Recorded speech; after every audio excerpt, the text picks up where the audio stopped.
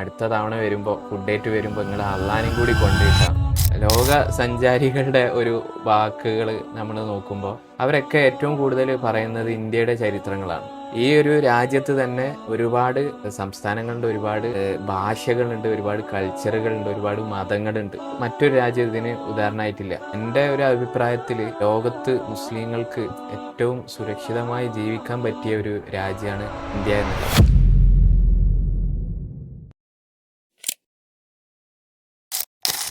അസ്സലാമു അലൈക്കും വറഹ്മത്തുള്ളാഹി തആല വബറകാതുഹു. ഖുൽ സീറൂ ഫിൽ അർള് ഫൻദുറു കൈഫ ബദഅൽ ഖൽഖ് എന്നാണ് ഖുർആൻ യാത്രയെക്കുറിച്ച് വിശേഷിപ്പിച്ചത്. അതുപോലെ തന്നെ യാത്ര ചെയ്യുന്നവൻ ഒഴുകുന്ന വെള്ളത്തെ പോലെയാണെന്നും യാത്ര ചെയ്യാത്തവൻ കെട്ടി നിൽക്കുന്ന വെള്ളത്തെ പോലെയാണെന്നാണ് ഷാഫി ഇമാം നമ്മോട് പ്രതിപാദിക്കുന്നത്. ആയതിനാൽ നമ്മോടുകൂടെ ഇന്ന് അതിഥിയായി എത്തിയിട്ടുള്ളത് പ്രശസ്ത യുവയാത്രികനായ സുഹൈബ് നൂറാനി കൊൽക്കത്തയാണ്.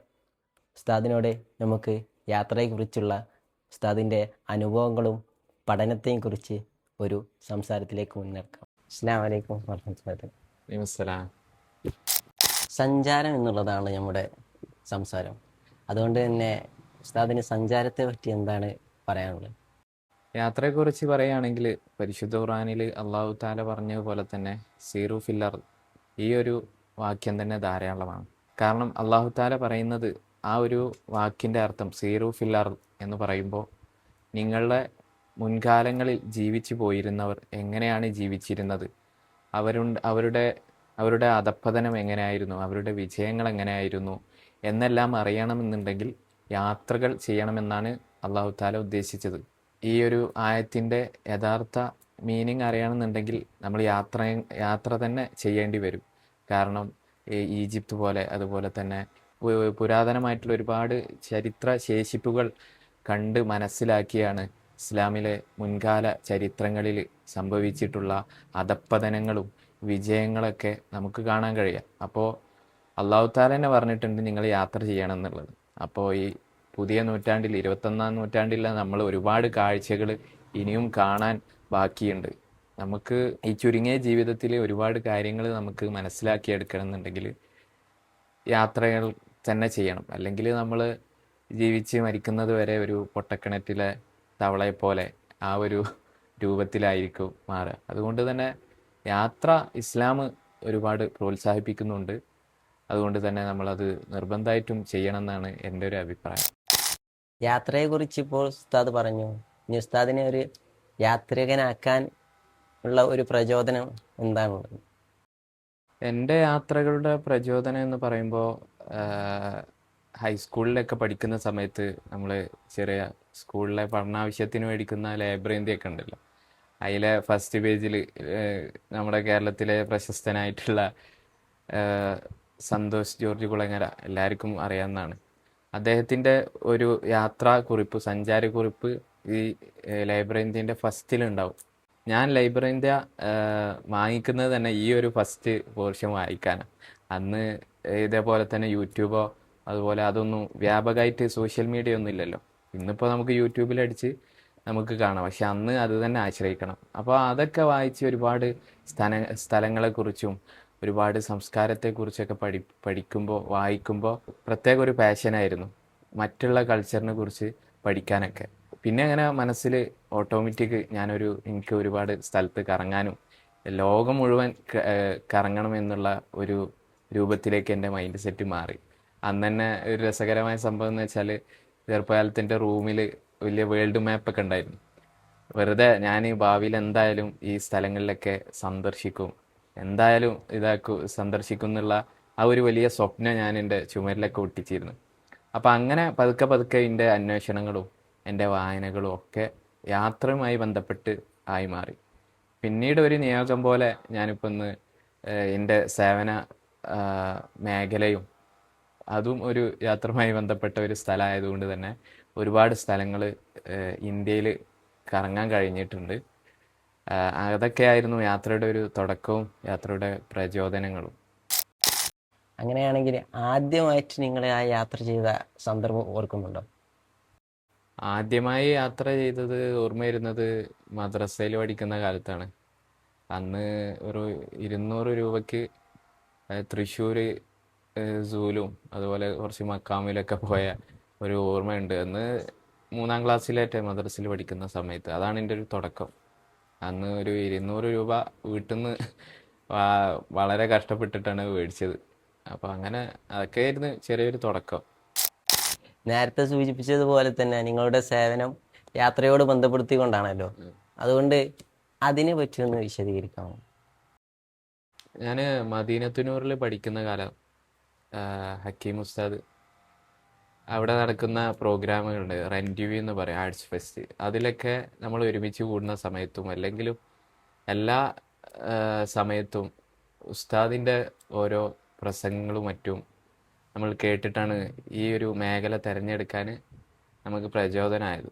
ഉസ്താദ് ആ സമയത്ത് തന്നെ സദസ്സിനോട് ചോദിക്കും, നിങ്ങളൊക്കെ പഠനം കഴിഞ്ഞാൽ എന്താണ് പരിപാടി, എങ്ങനെ എവിടെ സേവനം ചെയ്യാനാണ് നിങ്ങൾക്കൊക്കെ താല്പര്യം എന്ന് ചോദിക്കും. അപ്പോൾ ഉസ്താദ് ആദ്യം തന്നെ വലിയ വലിയ രാജ്യങ്ങൾ പറയും, ആർക്കൊക്കെ അമേരിക്കയിൽ പോകണം, അവർ കൈ പൊന്തിക്കാൻ പറയും. പിന്നെ ഒരാൾക്ക് പിന്നെ ചോദിക്കും ആർക്കൊക്കെ ലണ്ടനിൽ പോകണം, കാനഡയിൽ പോകണം, അങ്ങനെ തുടങ്ങി വലിയ വലിയ രാജ്യങ്ങളൊക്കെ പറഞ്ഞു. പിന്നെ ഇങ്ങനെ ഇന്ത്യയിലെ കുറേ സംസ്ഥാനങ്ങൾ, ആർക്കൊക്കെ കാശ്മീരിൽ പോകണം, പഞ്ചാബിൽ പോകണം, ഗുജറാത്തിൽ പോകണം, അങ്ങനെയൊക്കെ ഇങ്ങനെ പറയുമ്പോൾ അപ്പം തന്നെ അതൊക്കെ പറയുമ്പോൾ തന്നെ നമുക്ക് വലിയൊരു സ്വപ്നം, അത് അമേരിക്കയിലൊക്കെ നമുക്ക് പോകാൻ കഴിയൂലേ. ഉസ്താദിൻ്റെ പ്രസംഗങ്ങളിൽ നിന്ന് നമുക്ക് ഇൻസ്പയർ ആയിട്ടുണ്ട്. അപ്പോൾ അതൊക്കെയായിരുന്നു നമ്മൾ പഠിക്കുന്ന കാലത്ത് നമ്മൾ കേട്ടിരുന്നതും നമ്മളെ ചിന്തകളിൽ ഉണ്ടായിരുന്ന സ്വപ്നങ്ങൾ. പഠനം കഴിഞ്ഞ് മദീനത്തുന്നൂറിന് ഇറങ്ങുന്ന സമയത്ത് ഉസ്താദുമാരുടെ നിർദ്ദേശപ്രകാരം തന്നെ ത്വയ്ബ ഗാർഡനിലേക്കാണ് ഞങ്ങളെ ഉസ്താദുമാർ പറഞ്ഞയച്ചത്. അത് തന്നെ ആയിരുന്നു യാത്രയുടെ ഒരു നിയോഗം. സത്യമായിട്ടും വെസ്റ്റ് ബംഗാൾ എന്നൊക്കെ പറയുമ്പോൾ ഒരു നമ്മളെ നാട്ടിലെ ബംഗാളികളൊക്കെ കാണുമ്പോൾ ഉള്ള ഒരു ചെറിയൊരു നെഗറ്റീവ് നമ്മളെ മനസ്സിൽ കയറിയിരുന്നു. ആ രാജ്യത്ത് ആ ഒരു സംസ്ഥാനത്ത് വർക്ക് ചെയ്യണം എന്നൊക്കെ പറയുമ്പോൾ കുറച്ച് കഷ്ടപ്പാടുണ്ടാവും. എന്നാലും വേണ്ടിയില്ല, കഷ്ടപ്പെട്ടിട്ട് തന്നെ ഇവിടെ ദൈവത്ത് നടക്കുള്ളൂ. നമ്മളെ മുൻഗാമികളൊക്കെ നടന്നു വന്നതൊക്കെ ഒരുപാട് കഷ്ടപ്പെട്ടിട്ടാണല്ലോ. അപ്പോൾ അതൊക്കെ നമ്മൾ ഉസ്താദ്മാർ എന്നും ക്ലാസ്സിൽ ഇങ്ങനെ പറഞ്ഞു തന്ന് അങ്ങനെ പിന്നെ നമ്മൾ യാത്രയ്ക്ക് തയ്യാറെടുക്കുകയും അങ്ങനെ വെസ്റ്റ് ബംഗാളിൽ സേവനം തുടരുകയാണ് ഉണ്ടായത്. ഇപ്പോൾ ഏകദേശം 3 വർഷമായിട്ട് ഇപ്പോൾ വെസ്റ്റ് ബംഗാളിലാണ് ഞാൻ വർക്ക് ചെയ്യുന്നത്. ദൈവത്തിൻ്റെ പ്രബോധനത്തിൻ്റെ ഭാഗമായിട്ട് നമ്മൾ അയൽ സംസ്ഥാനങ്ങളിലും അയൽ രാജ്യങ്ങളിലൊക്കെ പോയിട്ടുണ്ട്. അതൊക്കെ തന്നെയാണ് സേവന മേഖല വെസ്റ്റ് ബംഗാളിൽ തുടരാൻ കാരണമായത്. എന്ത് തരത്തിലുള്ള സേവനമാണ് ഉസ്താദ് അവിടെ ചെയ്തുകൊണ്ടിരിക്കുന്നത്? ഇന്ത്യയുടെ വടക്ക് കിഴക്കൻ സംസ്ഥാനങ്ങളായ വെസ്റ്റ് ബംഗാൾ, ആസാം, ജാർഖണ്ഡ് തുടങ്ങിയ സംസ്ഥാനങ്ങളിലൊക്കെ നമ്മുടെ മുസ്ലിം സമുദായത്തിൻ്റെ അവസ്ഥ വളരെ പിന്നോക്കാവസ്ഥയിലാണുള്ളത്. അവരുടെ ഇരു വിദ്യാഭ്യാസവും ആത്മീയമായാലും ഭൗതികമായാലും രണ്ടും വളരെ പരിതാപകരമാണ്. ഈ ഒരു അവസ്ഥ നിലനിൽക്കുന്ന സമയത്ത് മർക്കസിൽ നിന്ന് A P ഉസ്താദിൻ്റെയും Shaikhuna A P ഉസ്താദിൻ്റെയും Hakeem ഉസ്താദിൻ്റെയൊക്കെ നിർദ്ദേശപ്രകാരം ഉസ്താദ് സുഹൈറുദ്ദീൻ നൂറാനി വെസ്റ്റ് ബംഗാളിലെ ഒരു കുഗ്രാമങ്ങളിൽ എത്തിപ്പെടുകയും അവിടെ പടുത്തുയർത്തിയ ഒരു വലിയ വിപ്ലവം സ്ഥാപനമാണ് ത്വയ്ബ ഗാർഡൻ. അവിടെയാണ് ഇപ്പോൾ ഞാൻ ജോലി ചെയ്യുന്നത്. ഏകദേശം 12 വർഷമായി ത്വയ്ബ ഗാർഡൻ വെസ്റ്റ് ബംഗാളിൽ പ്രവർത്തിച്ചുകൊണ്ടിരിക്കുന്നത്. വെസ്റ്റ് ബംഗാളിൽ മാത്രമല്ല സമീപ സംസ്ഥാനങ്ങളിലൊക്കെ ഇപ്പോൾ ത്വയ്ബ പ്രവർത്തിച്ചുകൊണ്ടിരിക്കുന്നുണ്ട്. പ്രധാനമായിട്ടും നമ്മുടെ നാട്ടിലൊക്കെ ദീന് വളരാനും ദീന് നിലനിൽക്കാനൊക്കെ കാരണമായത് മദ്രസ സംവിധാനങ്ങളാണ്. സമസ്തയുടെ വരവോട് കൂടിയാണ് യഥാർത്ഥത്തിൽ ഒരു എസ്റ്റാബ്ലിഷ്ഡ് ആയിട്ടുള്ള ഒരു സിസ്റ്റമാറ്റിക് ആയിട്ടുള്ള ഒരു മദ്രസ സംവിധാനം നമ്മുടെ നാട്ടിൽ വന്നത്. ഇതേ രൂപത്തിൽ ഒന്നുമില്ലാത്ത വെസ്റ്റ് ബംഗാളിലും നമ്മൾ ഇതേ രൂപത്തിൽ മദ്രസകൾ സ്ഥാപിച്ചു തുടങ്ങി. ത്വയ്ബ മോറൽ അക്കാഡമി എന്ന പേരിൽ ഏകദേശം 700-ലധികം മദ്രസകൾ ഇതിനോടൊക്കെ നമ്മൾ സ്ഥാപിച്ചിട്ടുണ്ട്. ഈ മദ്രസകളിലൊക്കെ നിന്ന് പഠിച്ചു വരുന്ന കുട്ടികൾ അവരാണിഞ്ഞ് ഭാവിയിൽ അവിടുത്തെ ദീനി നേതൃത്വമായി വരിക. ഇപ്പോൾ പ്രായമായവരൊക്കെ ഇനി നമുക്ക് അവരെ ഉപദേശിച്ച് നന്നാക്കി എടുക്കാൻ ഒരുപാട് പ്രയാസമുണ്ട്. എന്നാലും ഞങ്ങളത് ചെയ്യുന്നുണ്ട്. അതിലുപരി ഇനിയുള്ള ഭാവിയിലെ സമുദായത്തിനെ മാറ്റിയെടുക്കുക എന്നുള്ള ലക്ഷ്യത്തോടെയാണ് നമ്മൾ മദ്രസ സംവിധാനം അവിടെ തുടങ്ങിയിട്ടുള്ളത്. അങ്ങനെ അതുണ്ട്. അതുപോലെ തന്നെ സ്കൂളുകൾ നടത്തുന്നുണ്ട്. ഹിഫ്ളുൽ ഖുർആൻ കോളേജ്, അതുപോലെ തന്നെ ആരും ശ്രദ്ധിക്കാത്ത മേഖലയാണ് സ്ത്രീകളുടെ വിദ്യാഭ്യാസം. അവർക്ക് ഹാദിയ പോലെയുള്ള ആലിമ പോലെയുള്ള കോഴ്സുകൾ കൊടുക്കുന്നുണ്ട്. അങ്ങനെ തുടങ്ങി സോഷ്യൽ സർവീസ്, നമ്മുടെ പ്രൊജക്റ്റുകൾ ചെയ്യുന്നുണ്ട്, കുടിവെള്ള പദ്ധതി, അതുപോലെ തന്നെ ജോലി നൽകുന്ന, അങ്ങനെ തുടങ്ങി നമ്മുടെ സമൂഹത്തിന് ആവശ്യമായിട്ടുള്ള എല്ലാ കാര്യങ്ങളും നമ്മളിപ്പോൾ അവിടെ ഇടപെടുന്നുണ്ട്. അപ്പോൾ അതിൻ്റെ ഭാഗമായിട്ട് ഏകദേശം 3 വർഷമായി ഞാൻ അവിടെ പ്രവർത്തിച്ചു വരികയാണ്, അൽഹംദുലില്ലാ. അപ്പോൾ ബംഗാളിൽ എത്തുന്നതിന് മുമ്പുള്ള വിദ്യാഭ്യാസത്തിൻ്റെ അവസ്ഥയും പിന്നെ ഉസ്താദ് അവിടെ സേവനത്തിൽ ഏർപ്പെട്ടതിന് ശേഷം ഉള്ള വിദ്യാഭ്യാസത്തിൻ്റെ അവസ്ഥയും തമ്മിലുള്ള ഒരു കമ്പാരിസൺ എന്തായിട്ടാണ് തോന്നിയത്? ബംഗാളിൽ നമ്മൾ എത്തുന്നതിന് മുമ്പുള്ള ഒരു അവസ്ഥ എന്ന് പറയുമ്പോൾ വളരെ പരിതാപകരമാണെന്ന് ഞാൻ പറഞ്ഞു. നമ്മൾ ഗ്രാമങ്ങളിൽ ഇറങ്ങി ചെല്ലുമ്പോഴാണ് നമുക്ക് ഒരുപാട് അനുഭവങ്ങൾ കിട്ടുന്നതും ആ അനുഭവങ്ങളുടെ അടിസ്ഥാനത്തിലാണ് നമുക്ക് അവിടെ തന്നെ പ്രവർത്തിക്കാനൊക്കെ തോന്നുക. അത്തരത്തിൽ നടന്ന ഒരു അനുഭവം എന്താണെന്ന് വെച്ചാൽ, നമ്മൾ ഈ ഗ്രാമങ്ങളിലൊക്കെ ഇറങ്ങിച്ചെന്ന് അവിടെ പാവപ്പെട്ട ആളുകൾക്ക് ഫുഡ് കൊടുക്കുന്ന ഒരു പരിപാടി ഉണ്ട്. ഫീഡ് ദ നീഡി എന്നാണ് അതിൻ്റെ പേര്.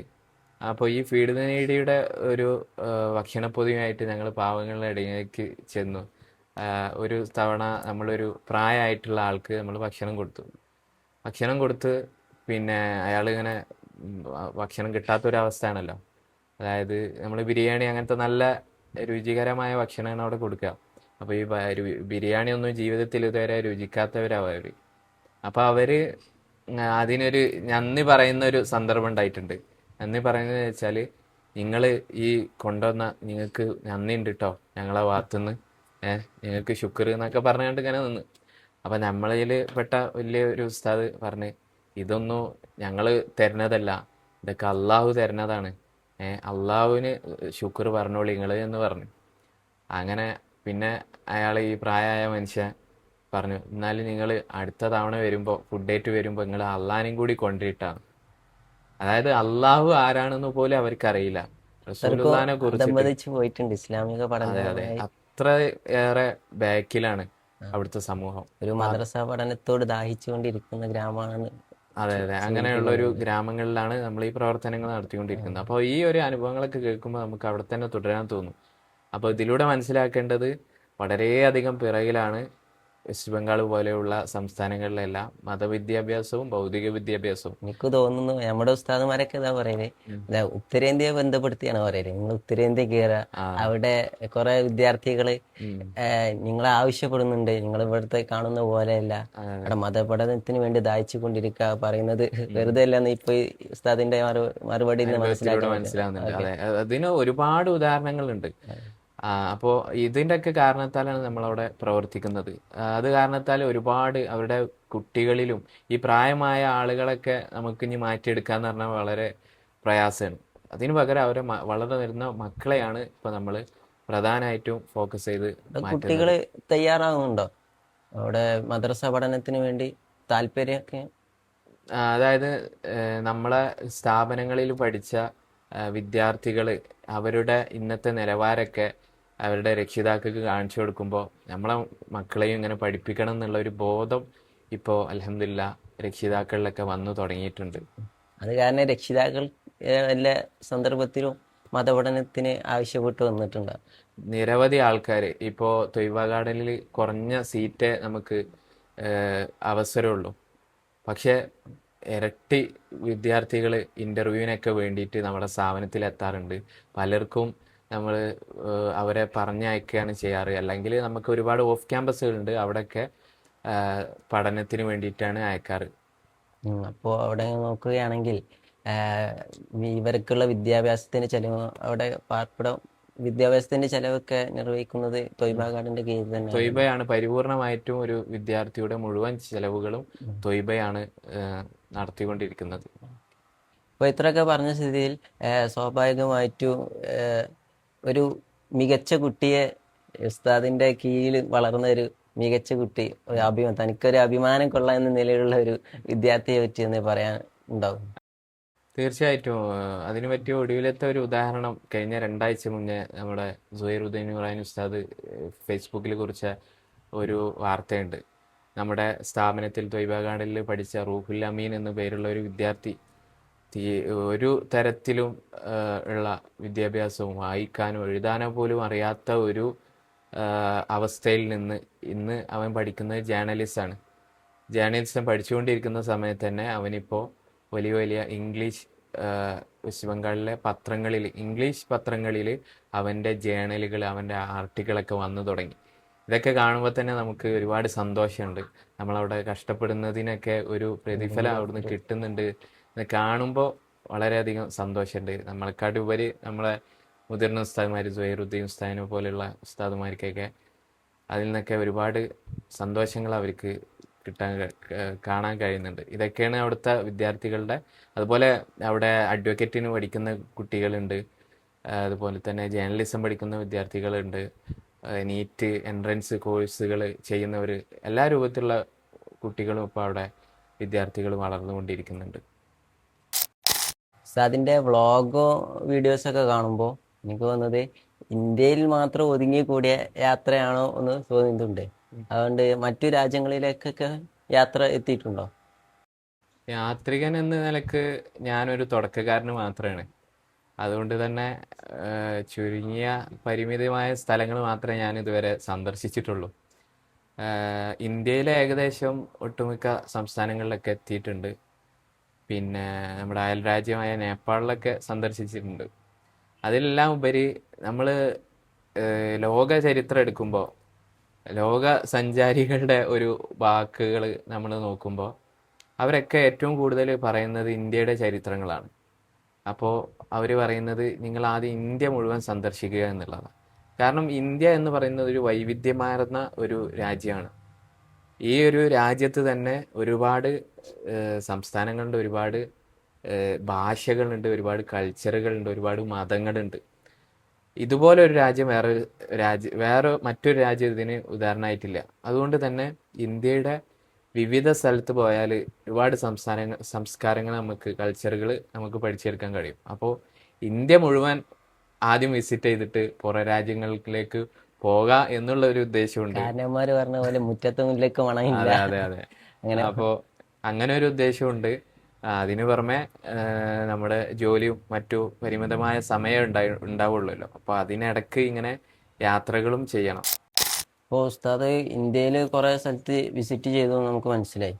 ഇപ്പോൾ ഇന്ത്യയിൽ നമ്മളിപ്പോൾ പൊതുവെ കേരളത്തിലൊക്കെ എല്ലാവരും സംസാരത്തിൽ നിന്ന് മനസ്സിലാകുന്നത് ഈ നോർത്ത് ഇന്ത്യയിലൊക്കെ പോയാൽ മുസ്ലിങ്ങൾ വളരെ ബുദ്ധിമുട്ടായ നിലയിലാണ് അവിടെ ജീവിച്ചുകൊണ്ടിരുന്നത്. അവിടുത്തെ സാഹചര്യം ആ സാഹചര്യം എന്ന് മനസ്സിലാക്കിയവരാണ് നമ്മുടെ കൂടുതൽ നാട്ടിലുള്ളവർ.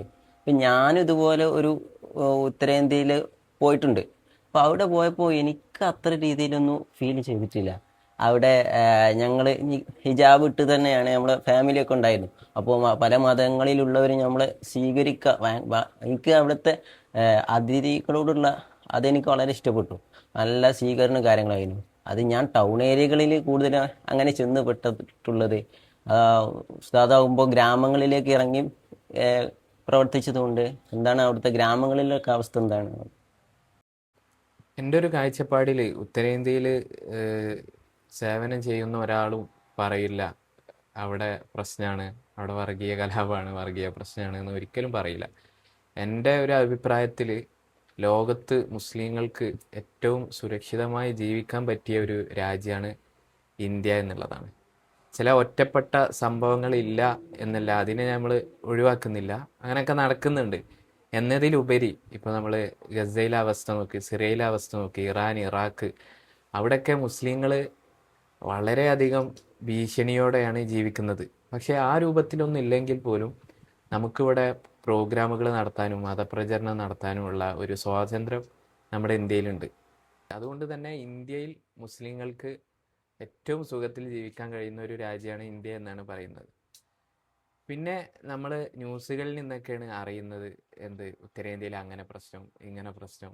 അന്നൊക്കെ നമ്മൾ കേരളത്തിൽ നിന്ന് കേൾക്കുമ്പോൾ വലിയ പർവ്വതീകരിച്ചിട്ടാണ് നമ്മളുടെ ന്യൂസുകളൊക്കെ കൊടുക്കാറുള്ളത്. സത്യത്തിൽ ചില ഗ്രാമങ്ങളിലോ ഇവിടെ നടന്ന പ്രശ്നങ്ങളായിരിക്കും. ഞാൻ ഇന്ന് വരെ സഞ്ചരിച്ചിട്ട് എൻ്റെ യാത്രകളിലൊന്നും നമ്മളെ അവഗണിക്കുന്നത്, നമ്മളെ എതിർത്ത് സംസാരിക്കുന്നതുമായിട്ടുള്ള ഒരു അനുഭവങ്ങളും ഇതുവരെ എനിക്കുണ്ടായിട്ടില്ല.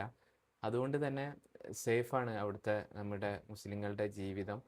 എന്നാൽ പോലും നമ്മൾ ഒരുപാട് വാർത്തകൾ നമ്മൾ കേൾക്കുന്നുണ്ട്. അതിൻ്റെ ഒരു ജാഗ്രത ഉത്തരേന്ത്യയിൽ പ്രവർത്തിക്കുമ്പോൾ നമുക്ക് ഉണ്ടായിരിക്കണം എന്നുള്ളതാണ് അതിൻ്റെ മാധ്യമങ്ങളുടെ ഒരു കൊള്ള വാസ്തവം. അവിടെ നല്ല രീതിയിൽ നടക്കുന്നുണ്ട് അതെ അതെ. എന്ന് തോന്നുന്നുണ്ട്. പല മാർ- മാധ്യമങ്ങൾ കെട്ടിച്ചമച്ചുണ്ടാക്കുന്ന ഒരുപാട് വാർത്തകൾ, എല്ലാത്തിനും പിന്നിൽ പൊളിറ്റിക്സ് ആണ്. ഏറ്റവും പ്രധാനമായിട്ട് പൊളിറ്റിക്സ് ആണ് ഇതിൻ്റെയൊക്കെ പിന്നിൽ.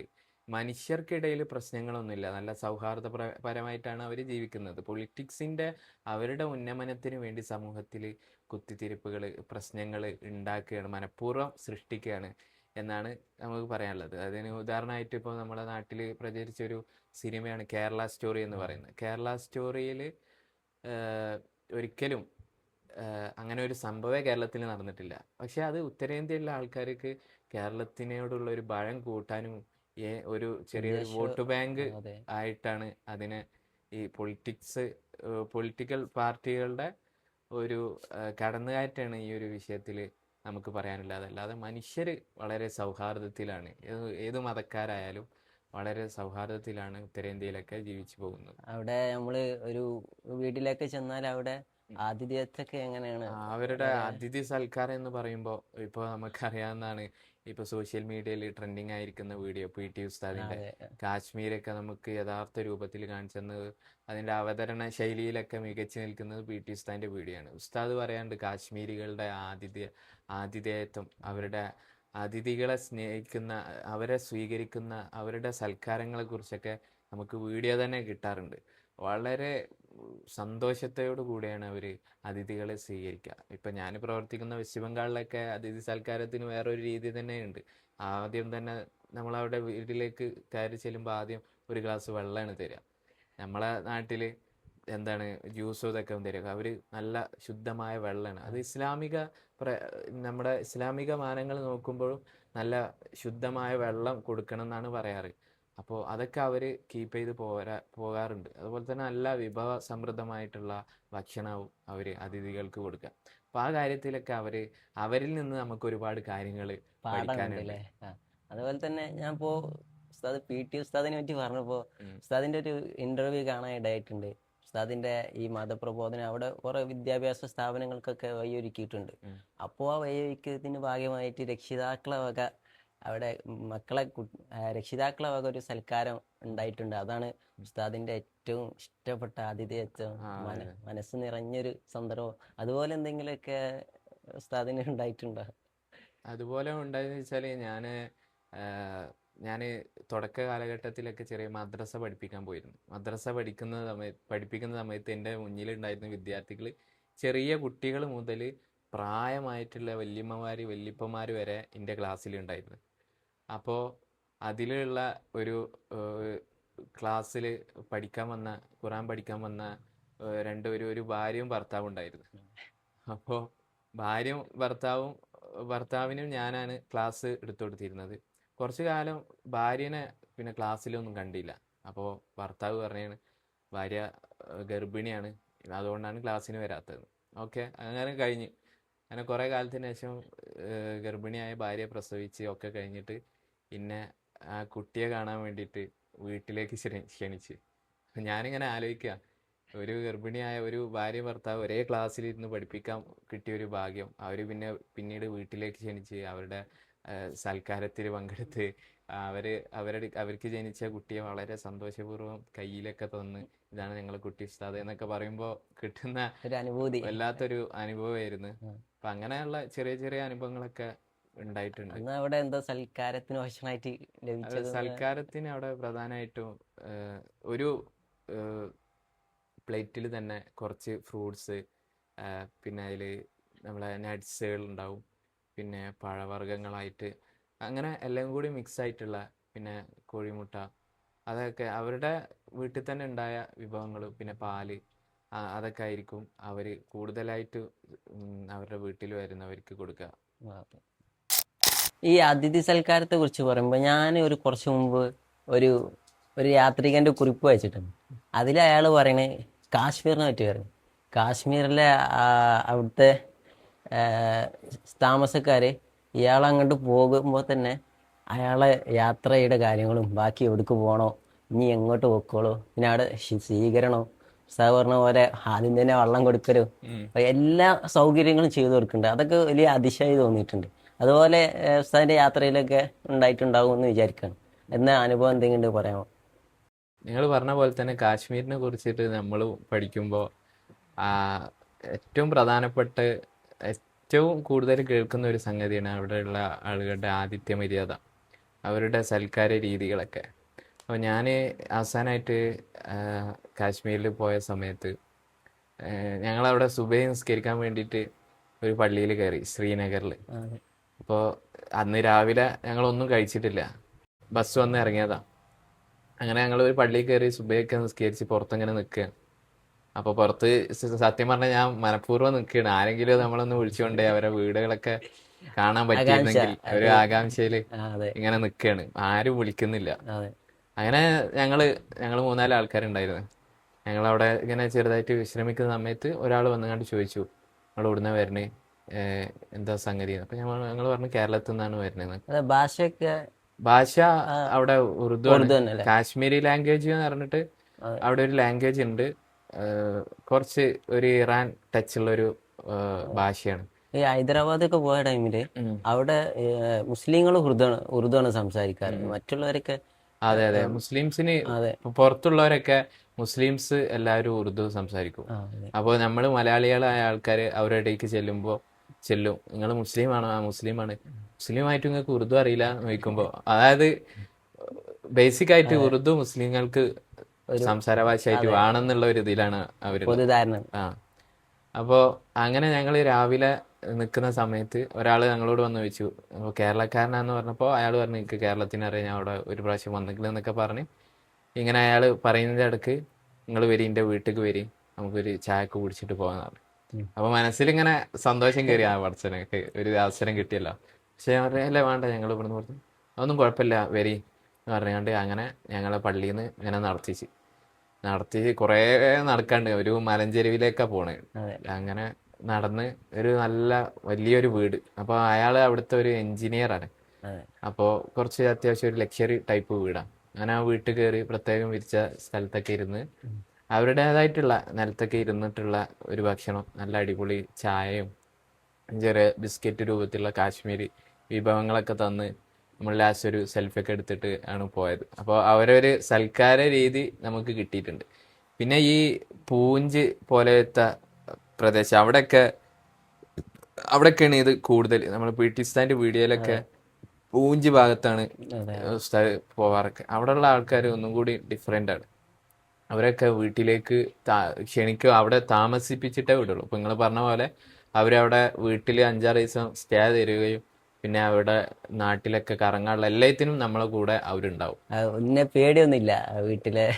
ഇല്ല അങ്ങനെ പേടി കാര്യങ്ങളൊന്നുമില്ല. അങ്ങനെ ഇപ്പോൾ പി ടി ഉസ്താദൊക്കെ പറയുന്നതാണ്, ഏറ്റവും ഈ ഇന്ത്യയിലെ ഏറ്റവും കൂടുതൽ അതിഥി സൽക്കാരം വളരെ മാന്യന്മാരായ പച്ച സാധുക്കളായ മനുഷ്യരെ കാണുന്നുണ്ടെങ്കിൽ നിങ്ങൾക്ക് കാശ്മീരിൽ പോകണം പോകാം. എന്നാണ് ഉസ്താദ് പറഞ്ഞിട്ടുള്ളത്. അപ്പം അങ്ങനത്തെ ചെറിയ ചെറിയ അനുഭവങ്ങളൊക്കെ കിട്ടിയിട്ടുണ്ട് കാശ്മീരിൽ പോയ സമയത്ത്. പിന്നെ ആ കുറിപ്പുകളിന് ഒരു ബന്ധപ്പെട്ട് അതിലുള്ള തന്നെയാണ് അവിടെ മഞ്ഞ് വീഴുന്ന സമയത്തേക്കാളും മഞ്ഞ് ഇല്ലാത്ത സമയം അങ്ങനെയാണോ? അല്ലെങ്കിൽ കാശ്മീരിനെ കുറിച്ച് പറയുകയാണെങ്കിൽ ഏത് സമയത്ത് പോയാലും നമുക്ക് അവിടെ കാണാൻ ഒരുപാട് കാഴ്ചകളുണ്ട്.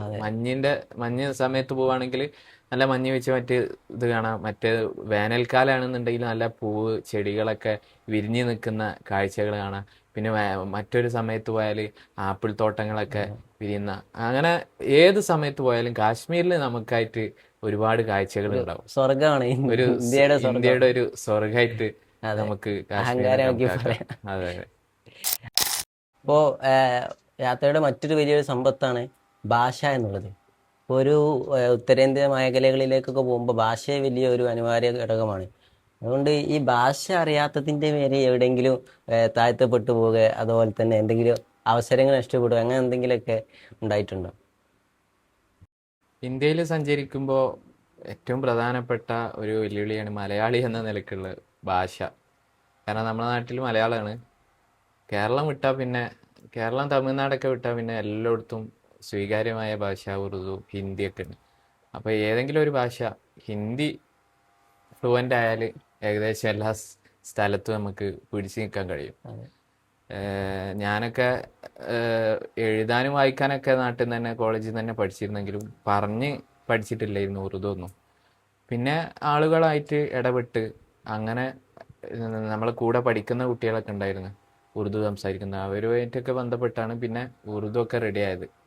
പിന്നെ പ്രധാനമായിട്ടും നമ്മൾ നേരിടുന്ന പുറത്ത് കടകളിലൊക്കെ ചെല്ലുമ്പോൾ ചില സംഖ്യകൾക്കൊക്കെ അതിൻ്റെതായിട്ടുള്ള ടേമുകളുണ്ട് ഉറുദു തന്നെ. അപ്പോൾ അതൊക്കെ ഒന്ന് പഠിച്ചെടുക്കാനുള്ള പ്രയാസങ്ങളും മറ്റു കാര്യങ്ങളൊക്കെ ഉണ്ടായിരുന്നു. ഇപ്പോൾ പ്രശ്നമില്ല. ഇപ്പോൾ ഏകദേശം ഉറുദു ഹിന്ദിയൊക്കെ ഏകദേശം നല്ല രൂപത്തിൽ തന്നെ സംസാരിക്കാൻ കഴിയുന്നുണ്ട്. ഒരു യാത്രക്കാരന് ഒരിക്കലും ഭാഷ വെല്ലുവിളി ആവുകയില്ല. കാരണം യാത്ര എന്ന് പറഞ്ഞാൽ ഫുള്ള് എല്ലാം നല്ല രൂപത്തിലായിക്കൊന്നില്ല. അതിൽ ഒരുപാട് പ്രയാസങ്ങളും പ്രതിസന്ധികളും സന്തോഷങ്ങളും എല്ലാം കൂടി കലർന്ന ഒരു സംഗതിയാണ് യാത്ര എന്നുള്ളത്. അപ്പോൾ ഇസ്ലാമിക ഇതിൽ നോക്കുകയാണെങ്കിൽ നമ്മുടെ കൂടെ യാത്ര ചെയ്യുന്നവൻ്റെ യഥാർത്ഥ സ്വഭാവം അറിയണമെന്നുണ്ടെങ്കിൽ അവന് യാത്രക്കാരനാവണം എന്നൊക്കെ പറയാറുണ്ട്. അപ്പോൾ ആ ഒരു സമയത്ത് നമുക്ക് ഒരുപാട് തീക്ഷ്ണമായ പരീക്ഷണങ്ങളൊക്കെ ഉണ്ടാവും. അതിനൊക്കെ അതിജീവിച്ചുകൊണ്ടാണ് നമുക്ക് ഒരു യഥാർത്ഥ യാത്രക്കാരനാവാൻ സാധ്യമാവുള്ളൂ എന്നാണ്. അവിടെ തടയപ്പെട്ട് അങ്ങനെ അവസ്ഥ ഒന്നും ഉണ്ടായിട്ടുണ്ടാവില്ല അല്ലേ? ഭാഷ അറിയാത്തതിന്റെ പേരിൽ അവസരം നിഷേധിക്കപ്പെട്ട എന്തെങ്കിലും? അതെ അതെ, അവസരം ഷോപ്പുകളിലൊക്കെ പോകുമ്പോൾ ചില സംഖ്യകളൊന്നും നമുക്കറിയില്ല. അപ്പോൾ ഫുള്ള് കൂട്ടിയിട്ട് അവരൊരു പൈസ പറയും, പക്ഷെ ആ സംഖ്യ നമുക്ക് മനസ്സിലാവില്ല. അപ്പൊ ഞാൻ എന്ത് ചെയ്യും, ഞാൻ ചെയ്യുന്ന ഒരു പരിപാടിയാണ് നമ്മളെ ഫോണിലെ സാധാ ഇതില്ലേ കീബോർഡ്, അതെടുത്ത് അവർക്ക് കാണിച്ചു കൊടുക്കും. കാൽക്കുലേറ്റർ അതേതെങ്കിലും, അപ്പൊ അതിൽ അവർ അടിച്ചു തരും. അപ്പൊ അതിൽ മനസ്സിലാക്കും. അങ്ങനെ ഒരുപാട് സന്ദർഭത്തിൽ നിന്ന് രക്ഷപ്പെട്ടിട്ടുണ്ട്. അതൊക്കെ തുടക്കകാലത്തായിരുന്നു. പിന്നെ ഭാഷ റെഡി ആയപ്പോ പിന്നെ അതിന്റെ ആവശ്യമൊന്നും വന്നിട്ടില്ല. ഈ യാത്ര ചെയ്യുന്ന പറയുമ്പോൾ ഞാനിപ്പോൾ ഉത്തരേന്ത്യ നോർത്ത് ഭാഗത്തേക്ക് പോയപ്പോൾ എനിക്ക് ഒരു ജുബൈർ പറഞ്ഞൊരു ചെക്കനൊക്കെ പരിചയപ്പെട്ടു. ആ ട്രെയിനിലുള്ളൊരു ബന്ധമാണ്. അപ്പൊ അവനോട് എനിക്കിപ്പോഴും ചില നേരത്ത് സ്റ്റോറിക്ക് മെൻഷൻ ചെയ്യലും അതുപോലെ ചില കാര്യങ്ങളൊക്കെ ഇപ്പോഴും തുടർന്നുകൊണ്ടിരിക്കുന്നുണ്ട്. അതുപോലെ എന്തെങ്കിലുമൊക്കെ ഇപ്പോഴും അഴിഞ്ഞു പോകാത്ത അറ്റുപോകാത്തൊരു ബന്ധം നിലനിൽക്കുന്നുണ്ടോ? തീർച്ചയായിട്ടും. ഞാൻ ഒരിക്കൽ ജാർഖണ്ഡിലെ ഒരു റെയിൽവേ സ്റ്റേഷൻ ഉണ്ട്, ടാറ്റാനഗർ എന്നാ പറയും. അവിടെ ഏകദേശം ഒരു ഇഷാന്റെ സമയത്ത് ഏകദേശം ഒരു 9 മണിക്കാണ് ഞാൻ അവിടെ എത്തിയത്. പിന്നെ അവിടുന്ന് എനിക്ക് നാട്ടിലേക്ക് വരാനുള്ള ട്രെയിന് രാവിലെ 5 മണിക്കാണ്. അപ്പം അതുവരെ തങ്ങാൻ വേണ്ടിയിട്ട് സാധാരണ നമ്മൾ പോകുമ്പോൾ ഏതെങ്കിലും പള്ളിയൊക്കെ തിരഞ്ഞു പിടിച്ച് പള്ളിയിൽ നിൽക്കലാണ് ചെയ്യാറ്. അല്ലെങ്കിൽ റെയിൽവേ പ്ലാറ്റ്ഫോമിൽ നമ്മളെ നല്ല ലോഞ്ചുകൾ കിട്ടും, അവിടെയൊക്കെ തങ്ങും, അല്ലെങ്കിൽ റെയിൽവേയിൽ കിടന്നുറങ്ങും. അങ്ങനെയൊക്കെയാണ് ചെയ്യാറ്. അപ്പോൾ എനിക്ക് നിസ്കരിക്കും വേണം, പിന്നെ അത് കഴിഞ്ഞ് ഒന്ന് വിശ്രമിക്കും വേണം. അപ്പോൾ ആ ഒരു ഉദ്ദേശത്തിൽ നമ്മൾ ആദ്യം ആശ്രയിക്കുന്ന ഒരു സംഗതിയാണ് ഗൂഗിൾ മാപ്പ്. ഗൂഗിൾ മാപ്പിൽ ആദ്യം തന്നെ സെർച്ച് ചെയ്യും, എന്ത് മസ്ജിദ് നിയർ ബൈ മീ സെർച്ച് ചെയ്താൽ അടുത്തുള്ള മസ്ജിദ് കാണിക്കും. അങ്ങനെ ഞാൻ അവിടുന്ന് ഗൂഗിളിൽ സെർച്ച് ചെയ്തപ്പോൾ കുറച്ചപ്പുറത്ത് ഒരു പള്ളി ഉണ്ടെന്ന് കാണിക്കുന്നുണ്ട്. ഞാൻ എൻ്റെ ബാഗൊക്കെ എടുത്ത് ആ പള്ളിക്ക് നടന്ന ഉടനെ അവിടെ എത്തിയപ്പോൾ പള്ളിയില്ല. പള്ളി അവിടെ എന്തോ പണി നടക്കുന്നതുകൊണ്ട് പള്ളി പൂട്ടിയിട്ടുണ്ട്. ഞാൻ ആകതായി. അപ്പോൾ ഞാനൊരു യാത്രക്കാരനാണ് എന്ന് മനസ്സിലാക്കിയാണ്ട് എൻ്റെ അടുത്തേക്ക് ഒരു ആൾ വന്നു. എന്നോട് ചോദിച്ചു എവിടുന്നാ വരണേന്ന് ചോദിച്ചു. ഞാൻ ഇങ്ങനെ നാട്ടിലേക്ക് പോവാണ്, അവിടെ വെസ്റ്റ് ബംഗാളിൽ കൊൽക്കത്തയിലാണ്. അവിടുന്ന് ഇപ്പോൾ ഇവിടെ വന്നിട്ട് നാട്ടിലേക്ക് പോകുന്ന സമയത്ത് നിസ്കരിക്കാൻ വേണ്ടി വന്നതാണ് പറഞ്ഞു. അപ്പോൾ അവൻ പറഞ്ഞു ഇവിടെ നിസ്കരിക്കാൻ സൗകര്യമില്ല, ഞാനൊരു പണി ചെയ്യാൻ, നിങ്ങൾക്ക് വേറൊരു പള്ളി തരാൻ, നല്ല ഉഷാറ് പള്ളിയാണ്, അവിടെ നിങ്ങളാക്കി തരാമെന്ന് പറഞ്ഞു. അങ്ങനെ എൻ്റെ ഈ ബാഗും എല്ലാം എടുത്തിട്ട് മൂപ്പര ഒരു വണ്ടിയിൽ ഒരു സ്കൂട്ടറിൽ മൂപ്പര ആ പള്ളിയിലേക്ക് എന്നെ കൊണ്ടുപോകാൻ. പള്ളിയിലേക്ക് കൊണ്ടുപോകുന്ന സമയത്ത് ഒരു വിജനമായ ഒരു സ്ഥലം, എവിടേക്കാണ് ഇയാൾ കൊണ്ടുപോകണമെന്ന് അറിയില്ല. ഉള്ളിലൊക്കെ ഒരു ഭയം കയറിയിട്ട് ഒരു ആരും അറിയാത്ത ഒരു സ്ഥലമല്ലേ, ഞാനാകെ ബേജാറായിപ്പോയി. അങ്ങനെ ഒരുപാട് ഇങ്ങനെ കുറേ യാത്ര ചെയ്ത് ലാസ്റ്റ് പള്ളിയിലെത്തിയ ഉടനെ എനിക്ക് കാണിച്ചു തന്ന അവിടുത്തെ ഒരു ഉസ്താദിനെ ബന്ധപ്പെടുത്തിയിട്ട് തന്ന്, ഇയാള് ഇവിടെ നിന്നുണ്ടാവും, നിസ്കാരം ഇതിനൊക്കെ സൗകര്യം ചെയ്തു കൊടുക്കണം എന്ന് പറഞ്ഞ്. അങ്ങനെ പിന്നെ അടുത്ത ഓപ്ഷന് ഫുഡ് കഴിക്കാൻ അവിടെ ഒരു ഹോട്ടലില്ല, ഒക്കെ അടച്ചിക്കണം. ലാസ്റ്റ് അതും അയാൾ മനസ്സിലാക്കി എനിക്ക് പുറത്ത് കുറെ ദൂരത്തുനിന്ന് ഫുഡൊക്കെ മേടിച്ചു കൊടുത്തന്ന്. അങ്ങനെ ഞാൻ പള്ളിയിൽ നിന്നിട്ട് ലാസ്റ്റ് എന്നോട് അടുത്ത ട്രെയിൻ എപ്പോഴാന്ന് ചോദിച്ചു. അത് രാവിലെ 5 മണിക്കാന്ന് പറഞ്ഞു. ഇവിടുന്ന് കുറേ പോണം. ആ സമയത്ത് വണ്ടിയൊന്നും കിട്ടൂല, ഞാൻ 5 മണിക്ക് എണീച്ചിട്ട് വരേണ്ടതാണ്. അപ്പൊ ഇന്നെ ഈ കൊടുന്നാക്കി തന്ന ആൾ, അയാൾ എന്നും സുബൈക്ക് പള്ളിയിൽ പോയിട്ട് ബാങ്ക് കൊടുക്കുന്ന ആളാണ്. അതെ.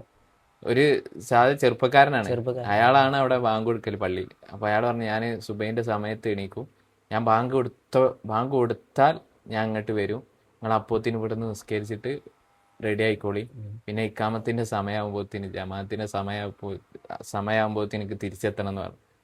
അങ്ങനെ ആ ചുരുങ്ങിയ സമയം കൊണ്ട് രാവിലെ അയാൾ എത്തി, പിന്നെ റെയിൽവേയിൽ വിട്ടെന്ന് അങ്ങനെ ആളേറ്റ് നല്ല കമ്പനിയായി.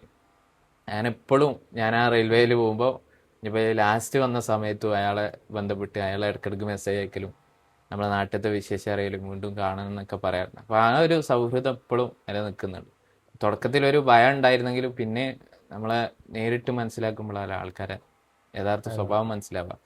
അപ്പോൾ ആ ഒരു ബന്ധം ഇപ്പോഴും നിലനിൽക്കുന്നുണ്ട്. ഇപ്പോൾ പൊതുവെ നമ്മൾ യുവത്വത്തെ പറ്റി നോക്കുകയാണ്, അഥവാ സോഷ്യൽ മീഡിയയിലൊക്കെ നമ്മൾ അന്വേഷിക്കുകയാണെങ്കിൽ കൂടുതൽ അവർക്കൊരു താല്പര്യവും മറ്റു ഉള്ളതൊക്കെ ബിസിനസ്സിനോട് വളരെയധികം താല്പര്യമാണ്. അപ്പോൾ അവിടെയുള്ള ബിസിനസ് സാധ്യതകളെ കുറിച്ചൊന്ന് പറഞ്ഞാൽ വലിയ ഉപകാരമാണ്. ബിസിനസ്സിനെ കുറിച്ച് പറയുകയാണെങ്കിൽ കേരളത്തിലെ ഒട്ടുമിക്ക സ്ഥലങ്ങളിലും എല്ലാ ബിസിനസ് ചെയ്യാൻ ആഗ്രഹിക്കുന്നവർ പല രൂപത്തിലുള്ള ബിസിനസ്സുകളും കേരളത്തിൽ എത്തിയിട്ടുണ്ട്. ഇനി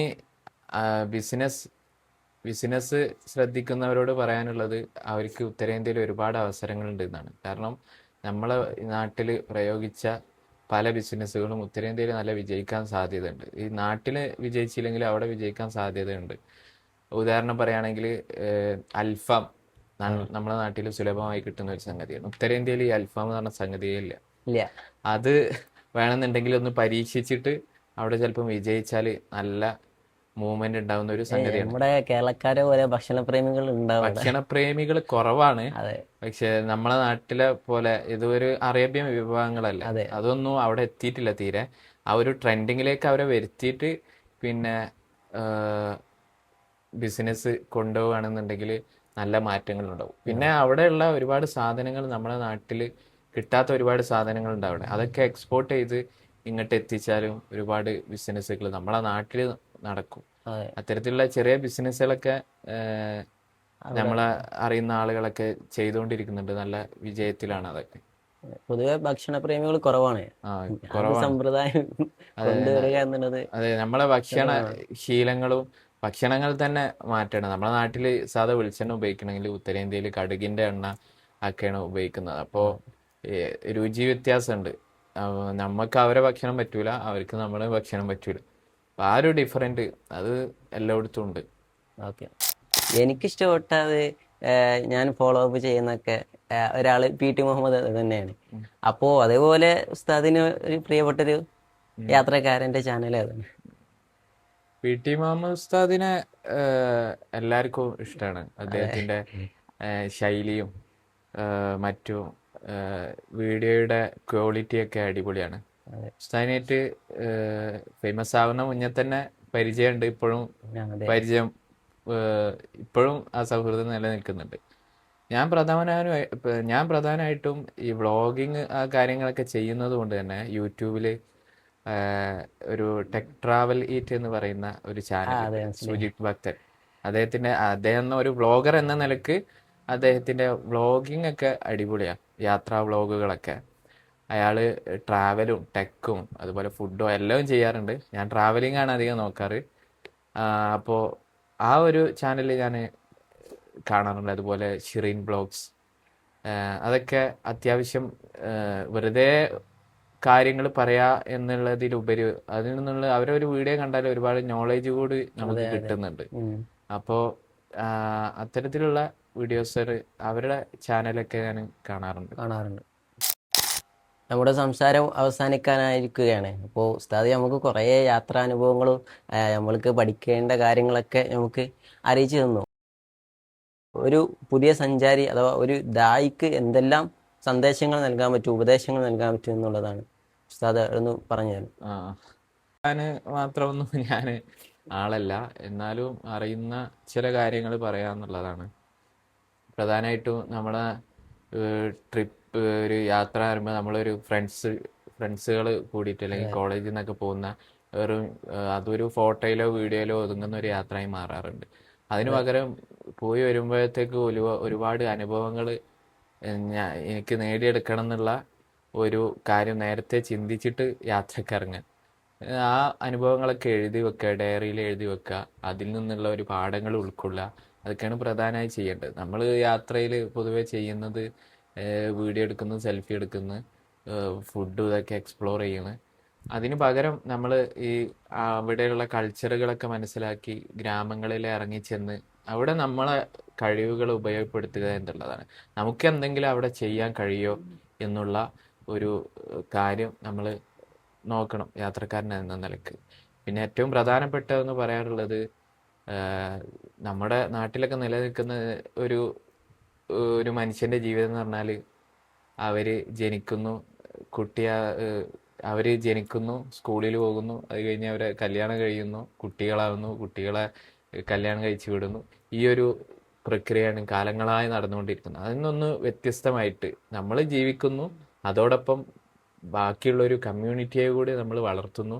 അവരുടെ ആ വളർച്ച കണ്ട് നമ്മൾ സന്തോഷിക്കുന്നു കൂടി ആകുമ്പോൾ അതൊരു പ്രത്യേകതര ഒരു സന്തോഷമുള്ള കാര്യമാണ്. അപ്പോൾ ഈ ഒരു ചുരുങ്ങിയ അള്ളാഹു നമുക്ക് തന്നിട്ടുള്ള ചുരുങ്ങിയ ആയുസ്സിൽ ഒരുപാട് കാര്യങ്ങൾ, ഒരുപാട് സേവനങ്ങൾ, സാമൂഹിക പ്രവർത്തനങ്ങളൊക്കെ ചെയ്യാൻ കഴിയുകയാണെന്നുണ്ടെങ്കിൽ അതല്ല ഏറ്റവും വലിയ നേട്ടം. അപ്പോൾ ആ നിലക്ക് കൂടി ഓരോ സഞ്ചാരിയും ഓരോ യാത്രയിലും അവരൊരു ദൃഢനിശ്ചയം ഉണ്ടാവണം. ഈ ഒരു ഉപദേശങ്ങളാണ് പ്രധാനമായിട്ടും പുതിയ യാത്രക്കാർക്ക് നൽകാനുള്ളത്. അതുപോലെ തന്നെ ഉത്തരേന്ത്യയിലൊക്കെ ഒരുപാട് ആളുകളിലേക്ക് നമുക്ക് ഇനിയും നമ്മുടെ സന്ദേശങ്ങൾ എത്തിക്കാനുണ്ട്. അപ്പോൾ ആ രൂപത്തിൽ ഒരുപാട് അവസരങ്ങൾ വളർന്നു വരുന്ന മുത്തല്ലിമീങ്ങൾക്കും ദായികൾക്കൊക്കെ ഉണ്ട്. അപ്പോൾ ആ രൂപത്തിലും ആളുകൾ യാത്രയെ കാണണം എന്ന് മാത്രമാണ് എനിക്ക് പറയാനുള്ളത്. ഉസ്താദ് ധാരാളം ഉപയോഗപ്പെട്ട പുതിയ തലമുറയ്ക്ക് ആപ്റ്റാകുന്ന രീതിയിൽ ഉൾക്കൊള്ളാൻ രീതിയിൽ അനുഭവങ്ങളും മറ്റും എല്ലാം നമുക്ക് നൽകി. വളരെയധികം സന്തോഷമുണ്ട് ഞങ്ങളെ ഈ ഇളയ സ്വീകരിച്ചു വന്നതിന്. തീർച്ചയായിട്ടും ഞാൻ ആദ്യമായിട്ടാണ് ഇങ്ങനെ ഒരു ഇന്റർവ്യൂ ഒക്കെ കൊടുക്കുന്നത്. അപ്പോൾ എനിക്കും നിങ്ങളെക്കാട്ടി വലിയ സന്തോഷമുണ്ട്.